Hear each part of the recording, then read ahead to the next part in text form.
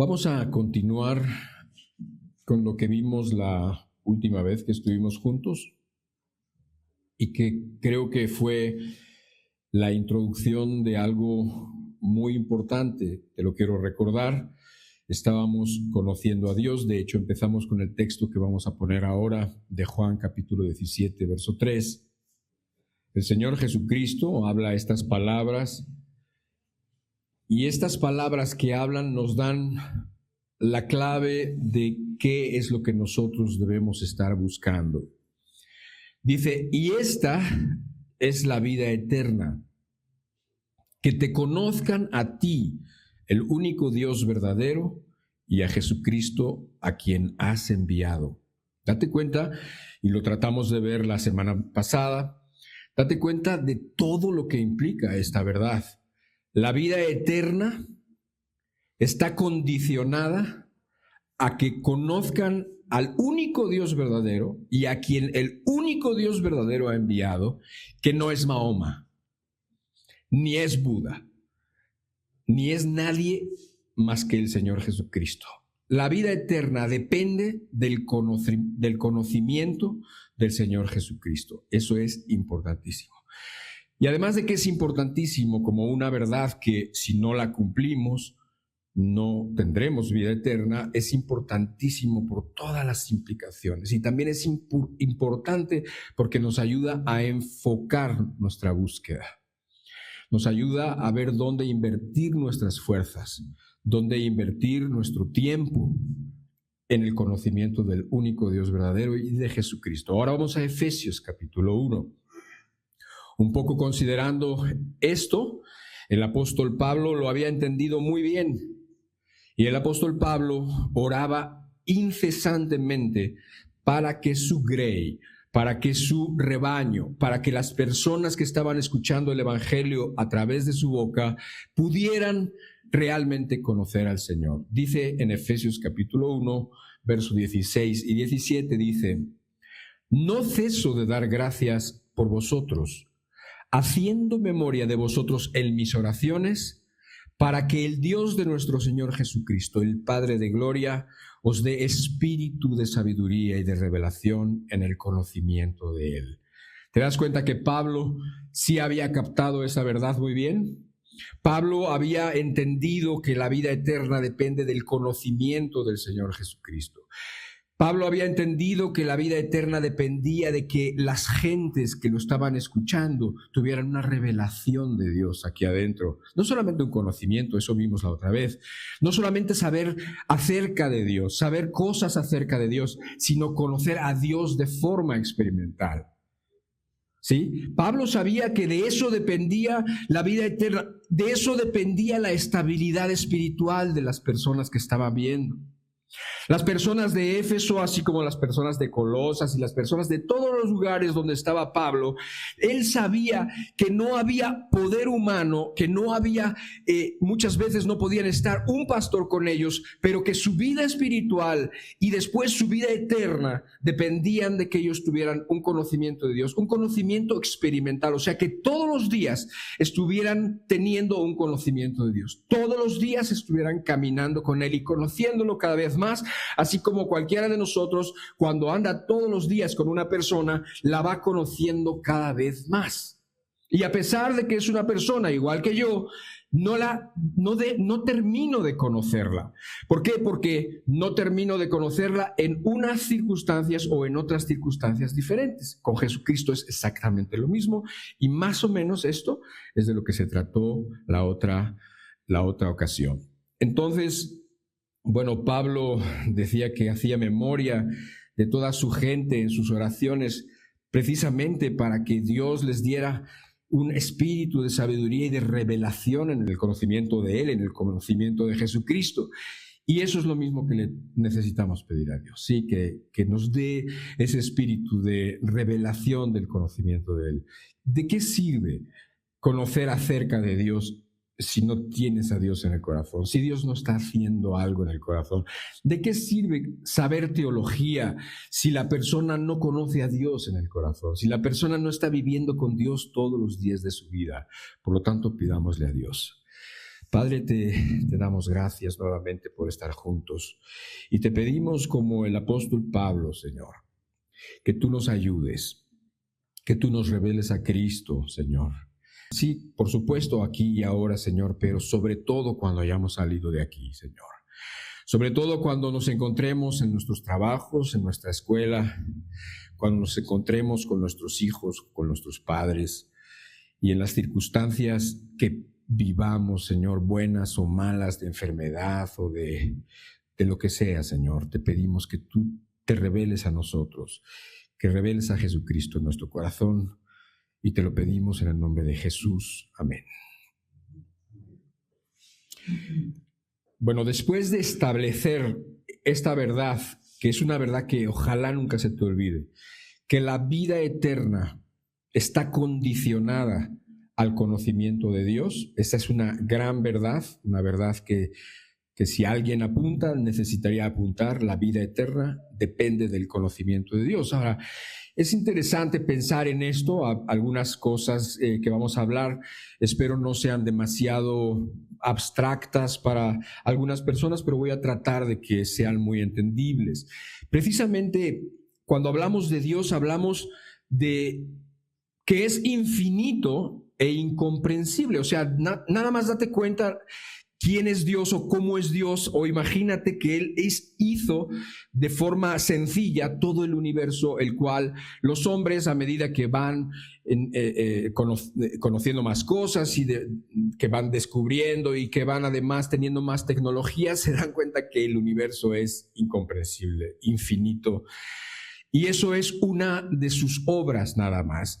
Entonces, realmente nosotros con nuestra mente, siendo personas, siendo criaturas, realmente no podríamos comprenderlo del todo. Sin embargo, Dios se ha revelado a nosotros y Él puede ser realmente conocido, aunque no de una forma exhaustiva, si entienden eso, no de una forma total y absoluta, para eso tenemos la eternidad. Pero podemos realmente conocerlo porque Él ha decidido revelarse a nosotros. Él ha decidido tratar con nosotros, que somos criaturas así de pequeñas. Todas estas cosas tienen, cuando las entiendes y cuando las meditas, tienen un efecto en tu fe. Porque si tú te das cuenta de cómo somos, así de pequeñitos, y cómo es Dios de grande y de todopoderoso, eso tiene a fuerzas un efecto en tu fe. Pero para que nosotros entendamos un poco mejor el milagro de la encarnación, ¿cuál es el milagro de la encarnación? El milagro de la encarnación es que Dios se hizo hombre. Ese es el milagro de la encarnación. Que Dios, siendo Dios, tomó forma de hombre y vivió entre los hombres. Ese es. Y para que nosotros podamos siquiera entender un poquito de ese milagro, te voy a poner un ejemplo que la verdad es un ejemplo burdo, o puede sonar burdo, pero es un ejemplo que nos aproxima un poco a este milagro. Tú imagínate, no sé, ¿has visto una pulga? Eso es una pulga y eso es un dedo. O sea, eso es, digamos, el contorno de un dedo. Estás entendiendo que es, pues, una criatura pequeñita, ¿no? Ahora, ¿por qué tomo la ilustración de una pulga? Porque de una manera atinada, en la Escritura se menciona al hombre comparado con una pulga en 2 ocasiones, y ambas ocasiones las dice el rey David. No sé si alguno se acuerda de eso, pero luego lo pueden buscar. El rey David se mira a sí mismo como una pulga e incluso dice, y le dice a Saúl cuando lo estaba persiguiendo, ¿qué estás persiguiendo en el desierto? ¿A una pulga? O sea, él a sí mismo se compara como una pulga. Por eso yo elijo una pulga y no una mosca, porque la Biblia habla de una pulga. Pero bueno, el punto es que te compares tú con una pulga y te des cuenta de la diferencia que hay entre una pulga y tú o yo. La distancia es inmensa, ¿sí o no? Sin embargo, no es tan grande como la distancia mía a Dios. Eso es importante que lo entiendas. ¿Por qué? Porque una pulga es una criatura y yo soy una criatura. Y en el otro lado, yo soy una criatura, pero Dios es el creador. La distancia es infinita. infinitamente mayor. Y sin embargo, si tú te comparas a una pulga, te das cuenta que es un animal, pues, increíblemente menos complejo que tú. Y menos importante, por cierto. Pero ahora imagínate que una pulga necesitara conocer al hombre. ¿Cómo podría una pulga conocer al hombre? ¿Cómo podría una pulga conocer a un hombre? Conocer a un ser humano o entender cómo es un ser humano. Evidentemente no lo va a poder comprender a fondo, pero solamente si pensaras que un hombre se hiciera pulga, quizás entonces le podría explicar, entonces le podría decir, entonces le podría explicar cómo son los hombres, qué hacen los hombres, cómo se comportan los hombres, qué pueden hacer los hombres, cómo se reproducen los hombres y todas las cosas acerca de los hombres. Eso es lo más que podría hacer. Y eso es lo que hizo Dios con nosotros. Dios mismo se hizo hombre para explicarnos. Por eso la vida eterna está íntimamente relacionada con el conocimiento de Dios. Y específicamente con el conocimiento del Señor Jesucristo. Y eso tiene implicaciones tremendas.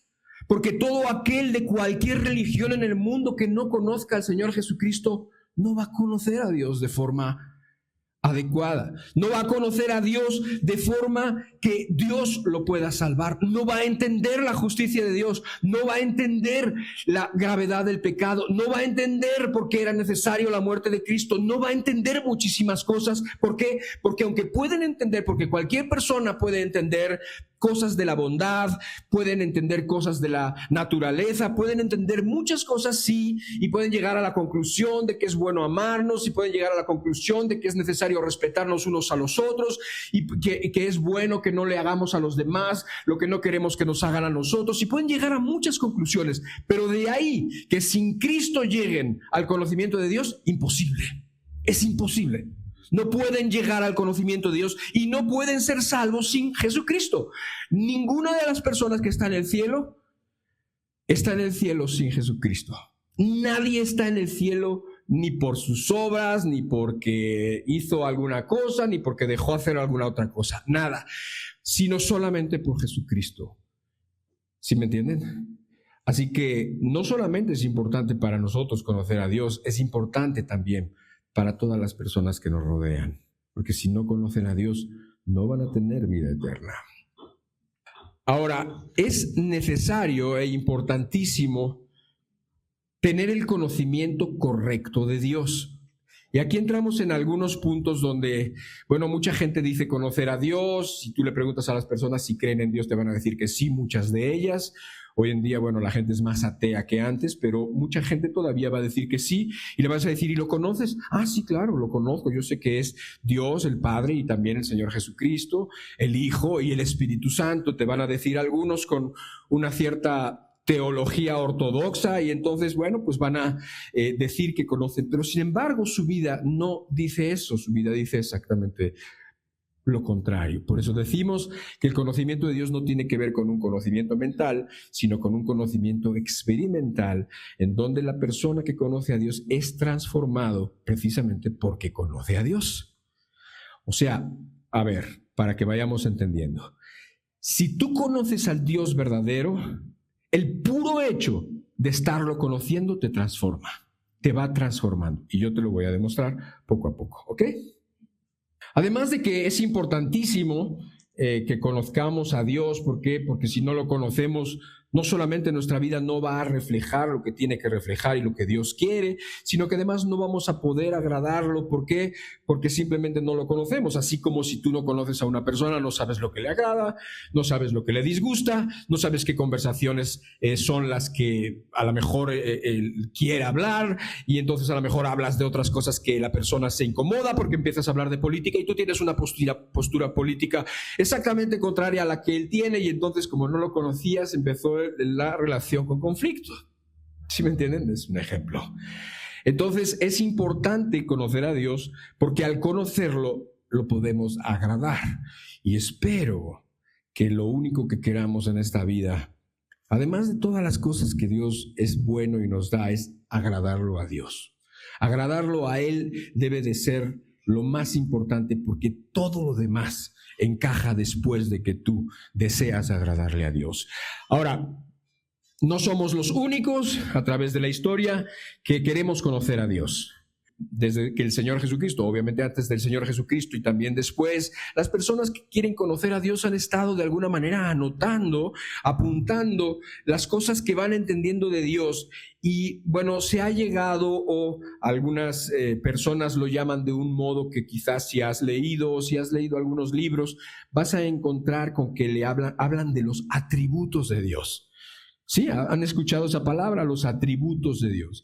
No es más que el que la gente, los estudiosos y también las personas que quieren hacer la voluntad, han identificado algunas características de Dios.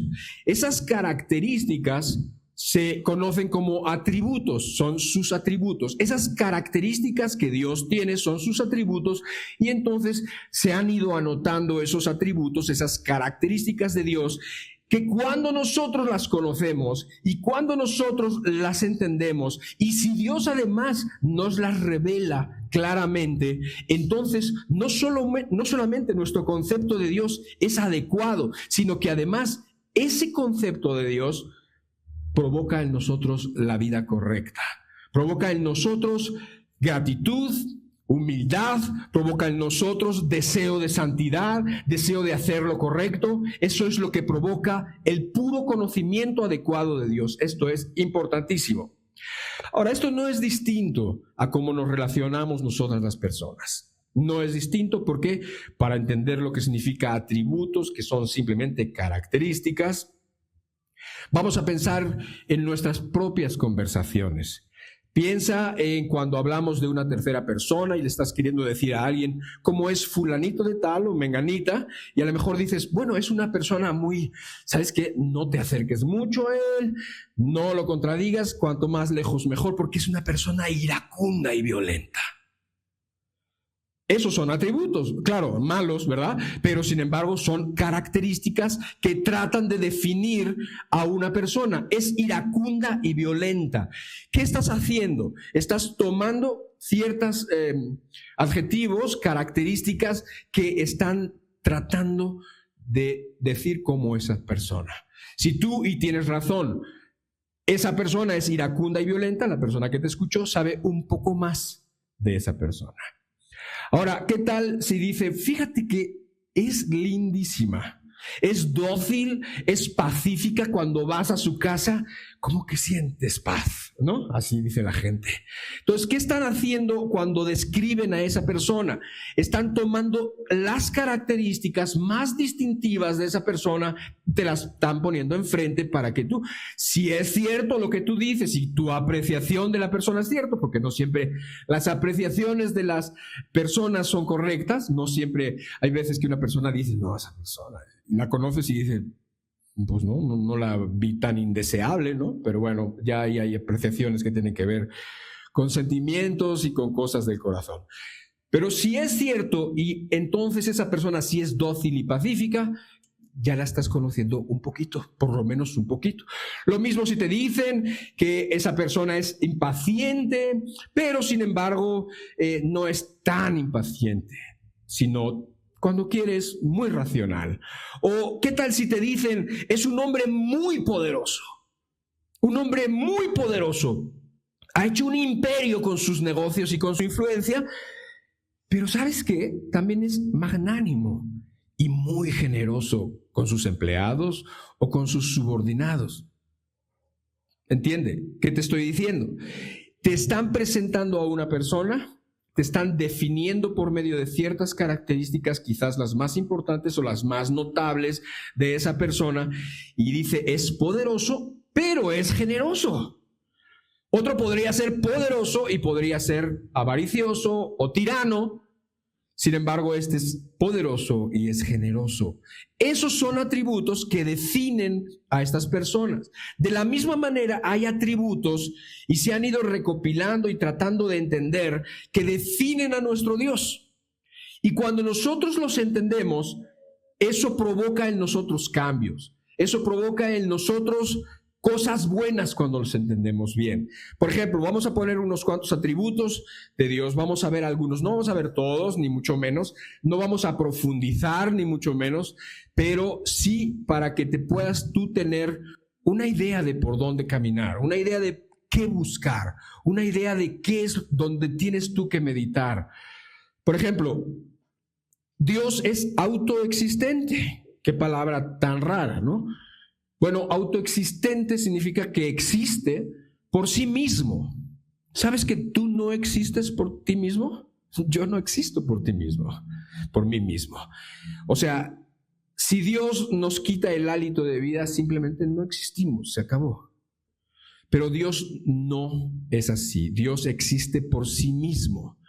También es autosuficiente, o sea que no depende de nada ni de nadie. Nosotros no somos autosuficientes, nosotros dependemos de que Dios ha hecho las cosas de tal modo que este aire que respiramos nos da el suficiente oxígeno para que podamos respirar, y todos los componentes químicos hace que las cosas que Él ha creado nos den los nutrientes para que podamos vivir, y nos ha dado un cuerpo maravilloso que se defiende de las enfermedades y que, bueno, pero no somos independientes, no somos autosuficientes, y sin embargo Dios sí lo es. Ahora, cuando tú empiezas a pensar en estas cosas, tú empiezas a pensar en un Dios que no es un Dios que lo puede mangonear el ser humano como ha tratado con las religiones. O sea, es un Dios que es mucho más grande. Por eso es muy importante que nosotros entendamos quién es Dios. Porque si nosotros tenemos una concepción de un Dios pequeño, nuestra vida va a ser una vida pequeña. Una vida miserable, una vida de fe de arriba hacia abajo, y siempre mal, y siempre no pudiendo caminar con Dios. ¿Por qué? Porque el mundo es muy difícil, porque el mundo me atrae, porque todas las cosas. Entonces, cuando tienes un Dios grande, la cosa cambia. Cuando tu Dios, o el Dios que tú concibes, el Dios que has pedido que el mismo Señor te revele en tu corazón, es grande, así tu fe, así tu vida espiritual, así tu testimonio con los demás, así tu poder en contra del pecado, de las tentaciones, etcétera, y en contra, pues, de todas las cosas difíciles que en el mundo tenemos, que sí hay, obviamente. Ahora, más atributos. Dice que es eterno. Dios es eterno, no tiene principio ni tiene fin. Nosotros somos eternos hasta cierto punto. ¿Por qué? Porque nosotros no tenemos fin, pero sí tenemos principio. Cuando tú fuiste concebido, tuviste un principio, pero no tendrás fin, porque o tendrás, con la gracia de Dios y su misericordia, vida eterna, o Dios no lo quiera, perdición perpetua, como dice la Escritura. Entonces no estamos aquí de broma. Él es eterno, nosotros somos sus hijos, y Él ha puesto características también en nosotros que se parecen a las suyas. No es esa, por ejemplo, no es la autoexistencia, pero son otras, ahora te voy a decir. Inmutable, no cambia, no está sujeto al tiempo. Que Dios sea inmutable, o sea, que no cambie, es muy bueno para nosotros. Porque no tenemos un Dios que depende de sus humores, ¿no? Depende de cómo se siente, ¿no? No depende de sus emociones, si se siente bien o se siente mal.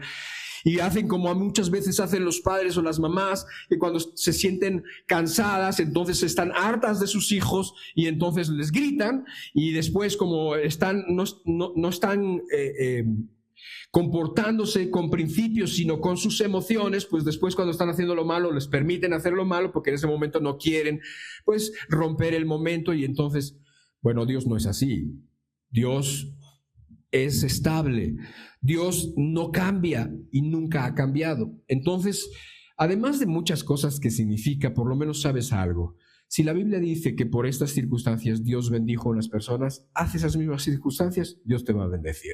Si la Biblia dice que por esta rebelión y por esta forma de ser Dios los castigó, en aquel tiempo donde dice la Biblia, ten por seguro que si haces lo mismo te va a pasar. Y en esa forma nosotros podemos caminar de una forma adecuada. Nosotros podemos caminar sabiendo cómo es Dios, sabiendo cómo debemos comportarnos, etcétera, etcétera. Ahora, otra más: omnipotente, omnisciente y omnipresente. Son palabras difíciles, es verdad, pero sin embargo tampoco son tan difíciles cuando se entienden, ¿no? Omnipotente quiere decir todopoderoso, todo lo puede. No hay nada que no pueda hacer. Imagínate que tú estás implorando a un Dios que todo lo puede hacer. ¿Para dónde se va tu fe? Se va para arriba. Ahora, omnisciente, todo lo sabe. Un Dios que todo lo sabe. Eso de que todo lo sabe es bueno porque sabe de lo que estás pasando y es de mucha responsabilidad porque también sabe lo que estás pensando y sabe lo que estás haciendo y sabe todas las cosas que hay dentro de ti.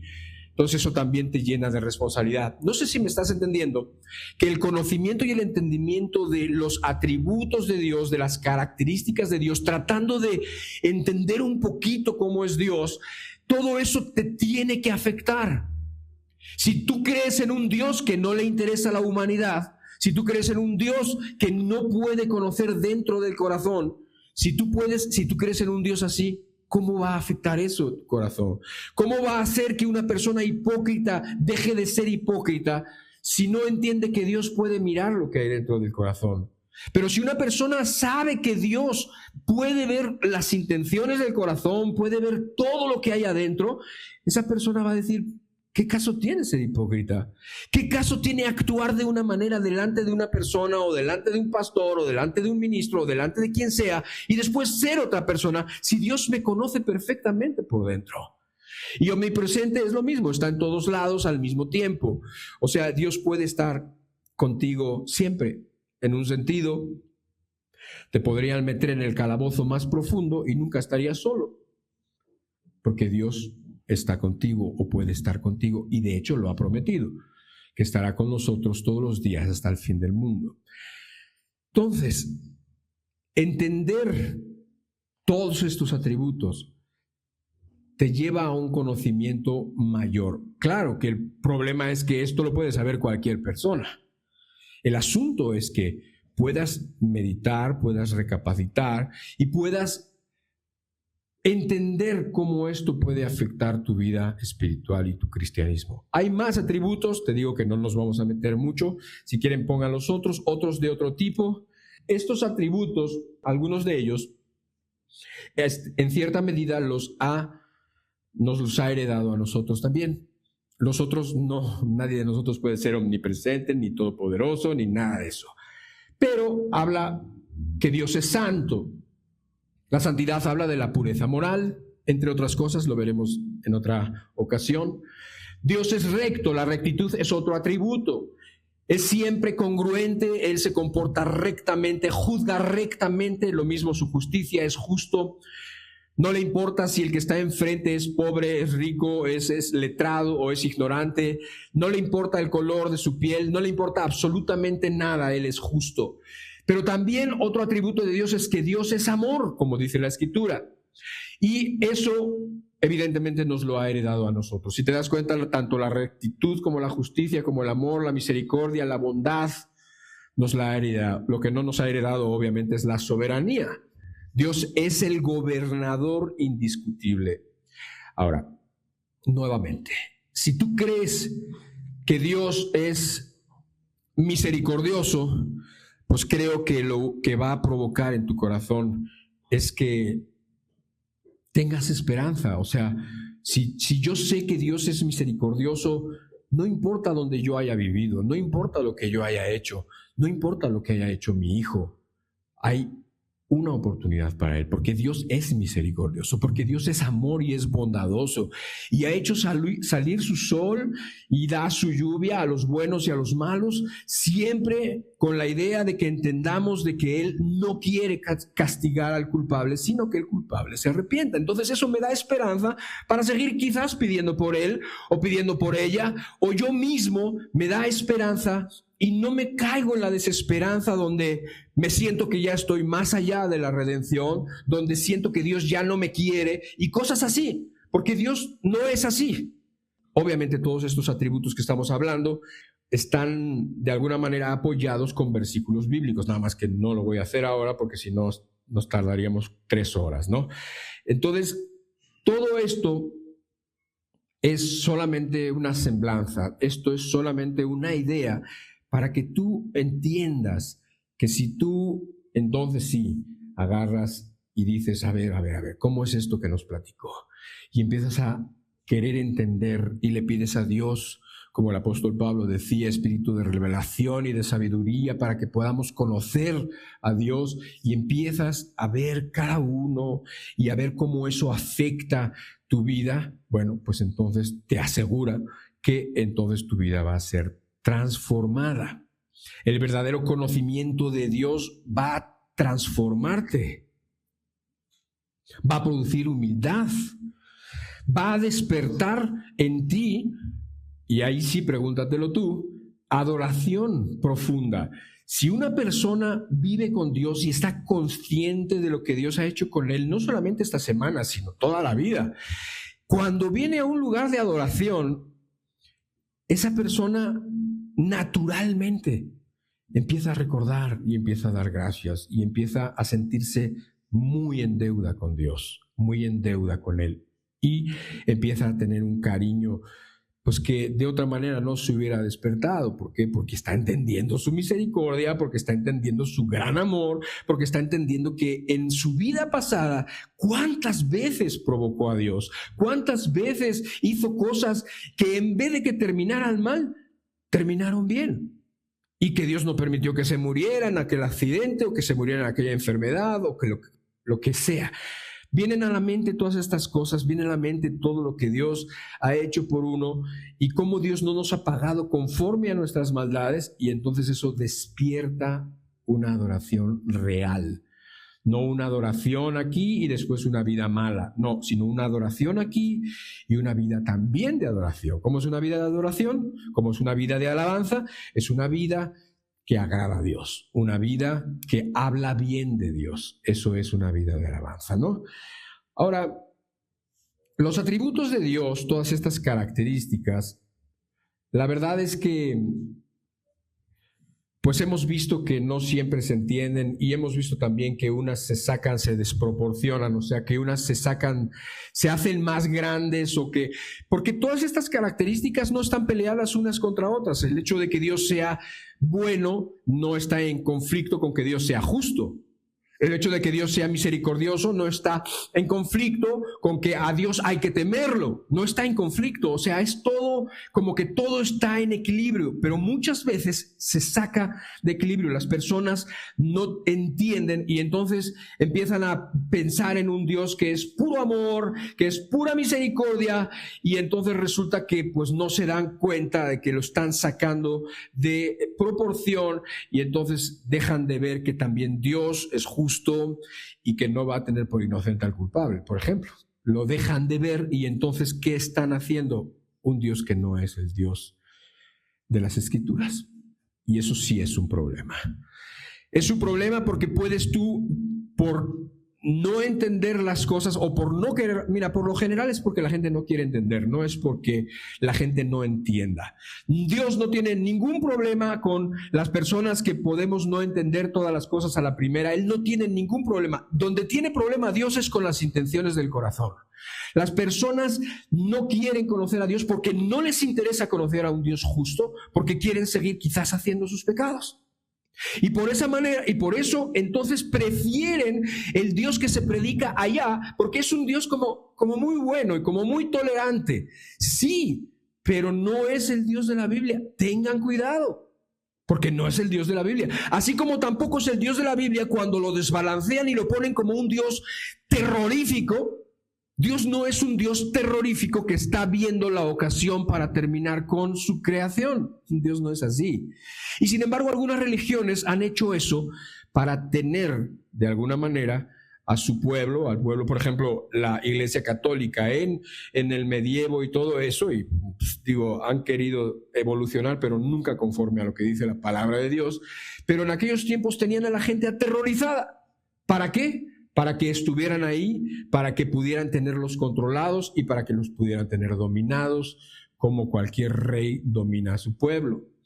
de esa manera. ¿Y cómo lo hacían eso? Bueno, habían desbalanceado los atributos de Dios y entonces la gente estaba aterrada y entonces la gente decía, es que si nace mi bebé y yo no lo bautizo y no soy súbdito de la iglesia tal, y pues entonces mi bebé se va a perder, se va a ir al infierno, hay que bautizarlo. Y entonces así, por ese terror a la muerte, por ese terror a un Dios que no es el Dios de las Escrituras, tenían a la gente cautiva. Lo mismo sucede si tú desbalanceas para Dios a la derecha o a la izquierda, da igual. Puedes tú conocer a un Dios hoy en día, que además está muy de moda hoy en día, un Dios como que es, no sé, lo único que es como un facilitador del bienestar de los hombres. Parece que es un Dios que está solamente preocupado en que el hombre se sienta bien. ¿Es así Dios? ¿Dios tú crees que está preocupado porque el hombre se sienta bien? Por supuesto que Dios quiere que nos sintamos bien, pero también quiere que nos sintamos bien cuando estamos bien con Él. A Dios no le interesa a Dios le interesa que tú tengas vida eterna. A Dios no le interesa que siempre te sientas bien o que siempre seas feliz. Aquí hemos conocido, la gente predica un Dios que más bien es un compañero, pero no es un rey. No es alguien que puede demandar servicio, que alguien que puede demandar obediencia, sino solamente un compañero, un Dios preocupado por el hombre, pero no un soberano. Un Dios cercano, es verdad, Dios es cercano, pero también es temible. Pero sin embargo, si predicas solamente que Dios es cercano y que Dios ama tanto al pecador y tanto al pecador, ¿qué resulta? La gente no quiere ni cambiar. La gente no tiene temor de Dios. La gente no quiere dejar sus malos caminos. La gente no quiere reconciliarse con su prójimo. La gente no quiere perdonar a los que le han hecho daño. Un Dios amoroso, pero no santo. Todo esto es no conocer a Dios. Ese Dios que estamos platicando encaja muy bien con la cultura moderna y que provoca adoración superficial, predicación centrada en el hombre, como si el hombre fuera lo más importante. ¿Qué es más importante, el hombre o Dios? Pues Dios. Si nosotros hemos sido creados para la gloria de Dios, si hemos sido creados para la gloria, para la alabanza de la gloria de su gracia, o sea, para la gracia de Dios, para que la gente entienda la gracia de Dios. Y sin embargo, la predicación termina siendo centrada en el hombre. No produce reverencia y, tú lo has visto, no produce transformación real. Todos los lugares y personas que se dicen que son cristianos, la verdad es que hay que ver. ¿Por qué? Porque yo no dudo que habrá cristianos, yo no dudo que en las congregaciones haya cristianos, alguno, pero hay mucho que no son cristianos. ¿Por qué? Porque muchas veces la predicación está mal encaminada. Muchas veces la gente no está conociendo al Dios de las Escrituras. Las personas que en las congregaciones están buscando a Dios, buscan a Dios no solamente en la predicación, sino buscan a Dios en su palabra, en la palabra de Dios y en la oración buscando al Señor. Eso también lo vimos la semana pasada. Dios puede transformarnos, pero dependemos de la palabra de Dios. No hay otra forma donde tú puedas conocer a Jesucristo que con la palabra de Dios. No hay otra forma que puedas entender quién es Dios sino en la palabra de Dios. Y no lees la Biblia. ¿Qué quieres? Dependes de lo que te prediquen. Entonces eres alguien que no sé, o sea, dependes de lo que te están predicando, tu alimento es lo que te están predicando y no te estás alimentando tú en la verdadera fuente. Lo que hable un predicador, si ese predicador tiene buenas intenciones, si ese predicador está buscando a Dios, si ese predicador pasa tiempo con Dios, si ese predicador está realmente queriendo entender lo que dicen las Escrituras, pues va a ser bueno lo que te hable, pero no puedes depender exclusivamente de eso. Tú tienes que buscar, tú tienes que meterte en las Escrituras. El Señor dijo, escudriñad las Escrituras, estas dan testimonio de mí. Y entonces tú lo tienes que hacer, pero si no te das el tiempo, si toda tu vida se te va como el agua entre las manos, si toda tu vida se pasa la semana y no sabes ni en qué se pasó, pero no tuviste tiempo ni de descansar, ni de meditar, ni de leer, ni de orar, preocúpate, porque cualquier día de esto te llaman a cuentas. Y entonces vas a decir, oye, ¿y qué hice yo de mi vida? ¿Y por qué puse lo más importante para después? ¿Por qué no prioricé las cosas? ¿Por qué no hice primero lo que era más importante y después lo que no era tan importante? Y después lo trivial. ¿Por qué no lo hice? Y la verdad es que esta es responsabilidad de cada uno de nosotros. creo que va claro, ¿no? No quiero que no sea pues algo claro, que se pase de abstracto, ¿no? Ahora vamos a Hebreos capítulo 3. Cuando tú entiendes estos atributos que estamos hablando y otros, porque no son los únicos, o Dios te los hace entender, todo esto, como ya hemos mencionado, tiende a transformarnos. Te decía yo que entender y creer que Dios es omnipresente, o sea que puede estar en cualquier lado y en todos los lados al mismo tiempo, y es omnisciente, o sea que sabe todo, nos evita la mentira, la falsedad o la hipocresía. Lee este verso, dice Hebreos 4:13, dice: no hay cosa creada que no sea manifiesta en su presencia. Antes bien, todas las cosas están desnudas y abiertas a los ojos de aquel a quien tenemos que dar cuenta. ¿Dónde queda la hipocresía?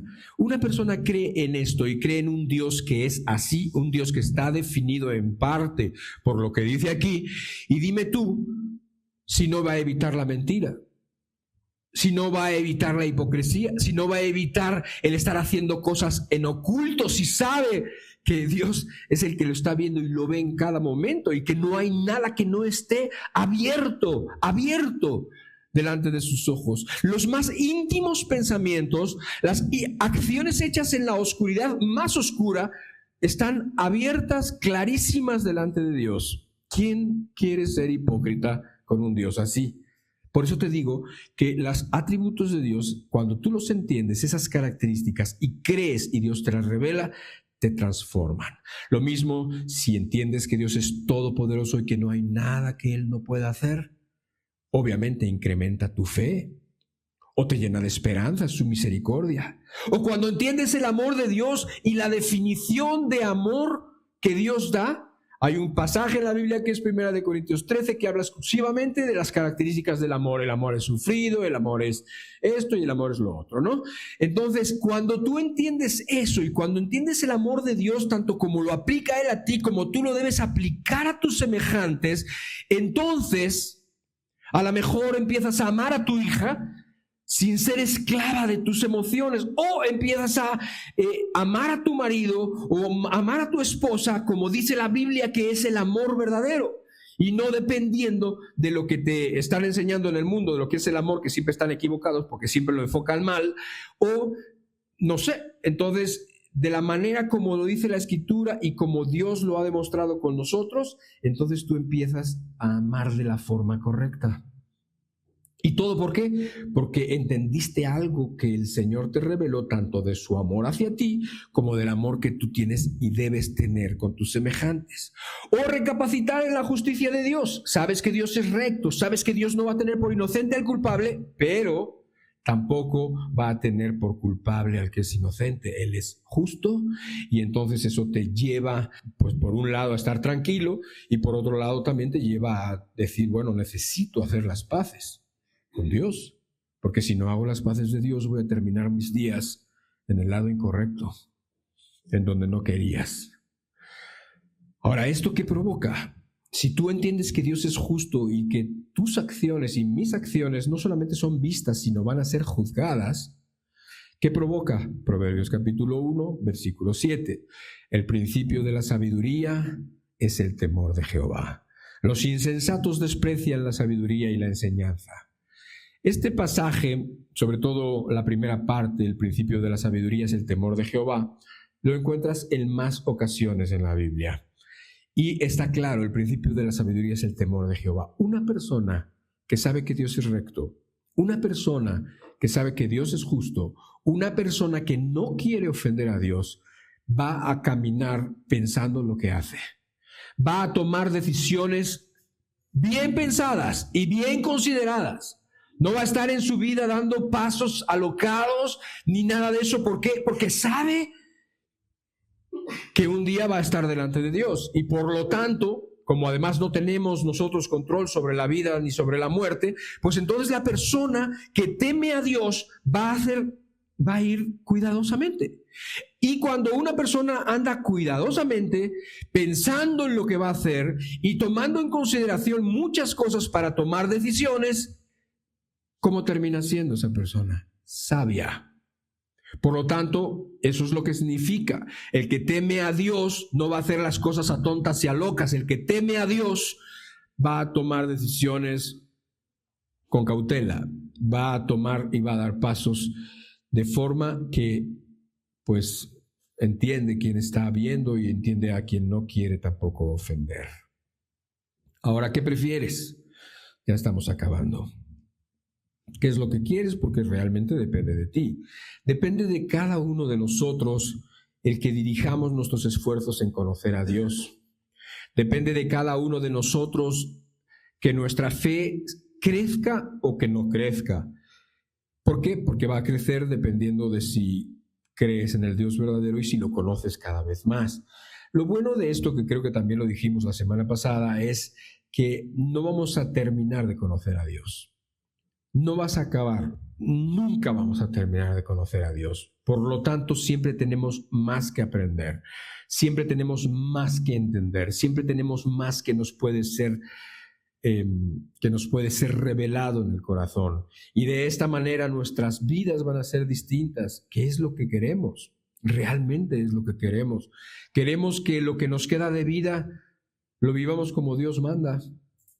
Que representemos en nuestro matrimonio, que representemos como hijos o como padres, representemos a Dios como lo debemos representar. Lo debemos representar y como Él se merece. Segunda de Corintios 3:18 dice, por tanto, nosotros todos, mirando a cara descubierta como en un espejo la gloria del Señor, somos transformados de gloria en gloria en la misma imagen, como por el Espíritu del Señor. Quizás es un texto un poquito complicado, si lo lees más despacio, lo puedes entender mejor. Dice, mirando a cara descubierta como en un espejo la gloria del Señor. Haz de cuenta que estás mirando y lo que estás viendo es la gloria del Señor, pero además es un espejo. En otras palabras, ¿a quién te quieres parecer? Si te quieres parecer a Cristo, entonces tienes que mirar a Cristo. Tienes que ver quién es Él, tienes que ver cómo actúa Él, tienes que entender muchas cosas que no se te pueden explicar desde un púlpito. Muchas cosas que descubres si oras, pero si no oras no descubres nada. Y si cuando oras tienes en la cabeza que no te puedes sacudir todas las cosas de la vida, entonces estás desbalanceado en tu búsqueda y tienes que poner alguna solución. ¿Por qué? Porque la verdad es que no nos podemos dar el lujo en este mundo, a la velocidad que se está moviendo y la forma tan poderosa que tiene para influir para mal el mundo. No puedes darte el lujo a no tener tiempos con Dios. No puedes darte el lujo. ¿Sabes que tienes un enemigo? ¿No lo crees? ¿Cómo no lo crees? Nuestra lucha no es contra carne y sangre. Sabes que tienes un enemigo que se llama Satanás. Sabes que tienes un enemigo que está como león rugiente viendo a quién devorar. Y tú no te tomas tiempos para buscar a Dios. Qué peligroso. Honestamente, qué peligroso.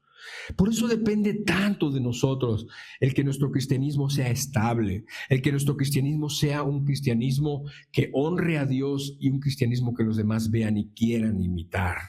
Pero no hay manera de llegar a eso si nosotros no tenemos la voluntad y la responsabilidad personal. Créeme que en las congregaciones donde las personas piensan que la responsabilidad recae en el pastor de alimentarlos, es cierto hasta cierto punto. Nada más hasta cierto punto.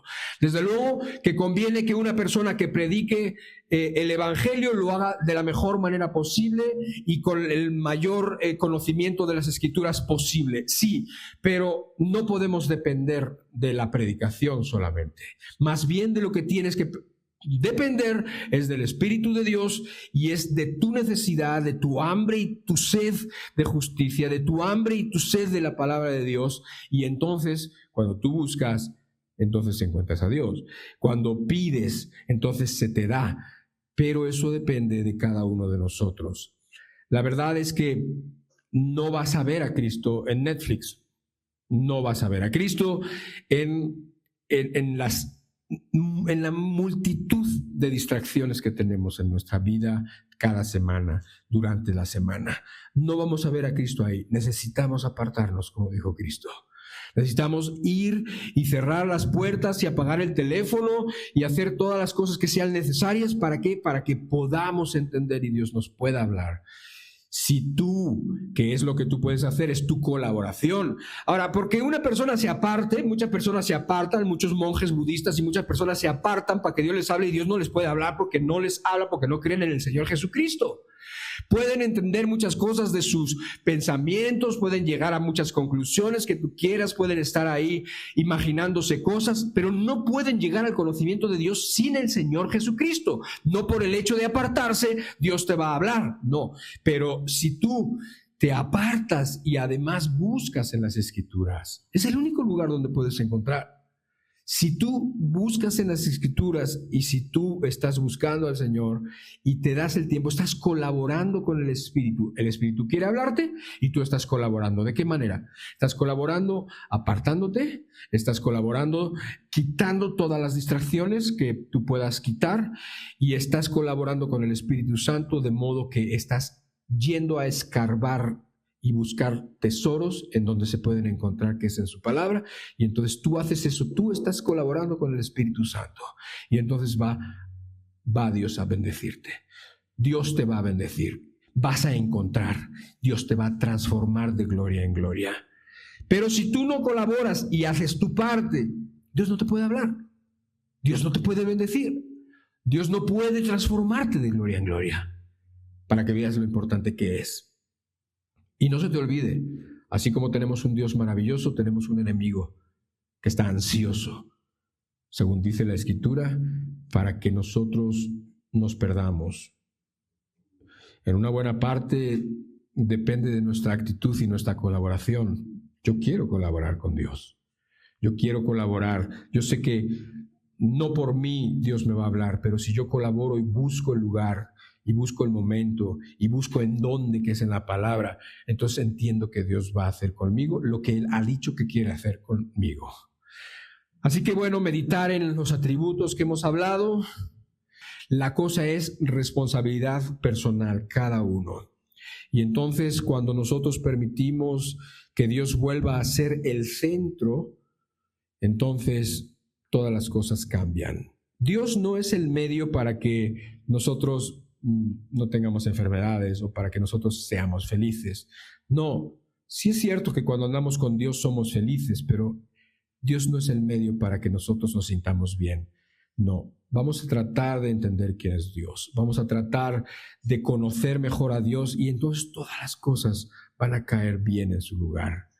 Así que bueno, esto es lo que por ahora vamos a seguir hablando de conocer a Dios, vamos a seguir hablando de algunos de sus atributos donde nos vamos a meter un poquito más que pueden darnos más entendimiento, pero creo que esto por ahora es suficiente para que nosotros pues tengamos una semana en donde demostremos que lo que hemos escuchado es cierto, que lo que hemos escuchado nos ha de alguna forma afectado y que nos ha afectado para bien y que nuestra semana sea más espiritual, muy probablemente, de lo que ha sido. Y bueno, Señor, te damos gracias por tu palabra porque es una lámpara a nuestros pies, Señor, porque es lumbrera en nuestro camino tu palabra, Señor, y lo que queremos es conocerte, Dios. Queremos conocerte de modo como dice la Escritura. Queremos que tú nos ayudes y te reveles a cada uno de nosotros, cada uno de los que estamos aquí.